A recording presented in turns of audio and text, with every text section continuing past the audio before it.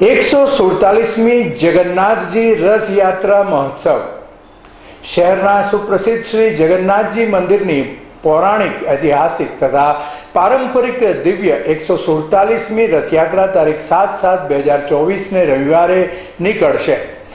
રથયાત્રાની પરંપરા મુજબ બધા જ શ્રદ્ધાળુ લોકો એમાં હર્ષોલ્લાસથી ભાગ લઈ પ્રેમ, ભક્તિ, સદભાવના, ભાઈચારાથી લોકોત્સવ તરીકે ઉજવશે। શહેરના પોલીસ કમિશનરશ્રીએ ટ્રસ્ટ કમિટીની અરજીને ધ્યાનમાં લઈ રથયાત્રાની પરવાનગી આપી છે। રથયાત્રા અસલ પરંપરાગત માર્ગો ઉપર જ ફરશે, જેના અગ્રભાગમાં 18 શણગારેલા ગજરાજો, ત્યાર પછી 101 ભારતીય સંસ્કૃતિની ઝાંકી કરાવતી ટ્રકો, અંગ કસરતના પ્રયોગો સાથે 30 અખાડાઓ, 18 ભજન મંડળીઓ સાથે 3 બેન્ડ બાજાવાળા રહેશે। સાધુ સંતો ભક્તો સાથે 1900 થી 1200 જેટલા ખલાસી ભાઈઓ રથ ખેંચતા રહેશે।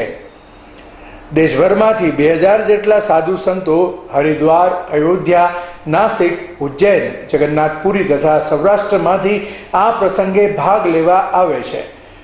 પરમ પુનિત સાંસ્કૃતિક એવું ઐતિહાસિક રથયાત્રા પ્રારંભની વિધિ, જેને પહિંદ કહેવામાં આવે છે, તે ગુજરાત રાજ્યના માનનીય મુખ્યમંત્રી શ્રી ભૂપેન્દ્રભાઈ પટેલ દ્વારા રથ ખેંચી રથયાત્રાનો શુભારંભ કરાવવામાં આવશે।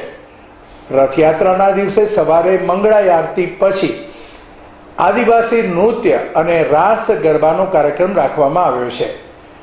પ્રસાદની તૈયારીઓ: સમગ્ર રથયાત્રા દરમિયાન 30,000 કિલો મગ, 500 કિલો જાંબુ, 500 કિલો કેરી, 400 કિલો કાકડી અને દાડમ તથા 2 લાખ ઉપેરણા પ્રસાદમાં અપાશે। અહેવાલ અશ્વિન લિંબાસિયા। ભગવાન જગન્નાથજીની જે રથયાત્રા છે એની પ્રારંભ વિધિ, જેને પહિંદ કહેવામાં આવે છે, તે પરંપરા મુજબ ગુજરાત રાજ્યના મુખ્યમંત્રી પ્રસ્થાન કરાવતા હોય છે। આ વર્ષે પર ગુજરાત રાજ્યના માનનીય મુખ્યમંત્રી ભૂપેન્દ્રભાઈ પટેલ પહિંદ વિધિ સંપન્ન કરીને રથયાત્રા પ્રારંભ કરાવશે।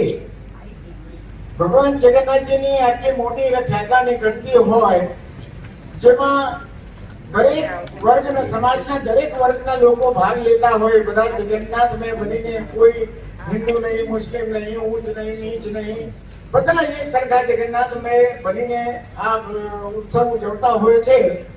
ત્યારે મંદિર તરફથી દર્શનાર્થીઓને માટે પ્રસાદની વ્યવસ્થા કરવામાં આવે છે। તે સમગ્ર રથયાત્રા દરમિયાન 30,000 કિલો મગ, 500 કિલો જાંબુ, 500 કિલો કેરી અને 400 કિલો કાકડી તથા દાડમ પ્રસાદ વેચવામાં આવશે। ભગવાન જગન્નાથજીને આંખે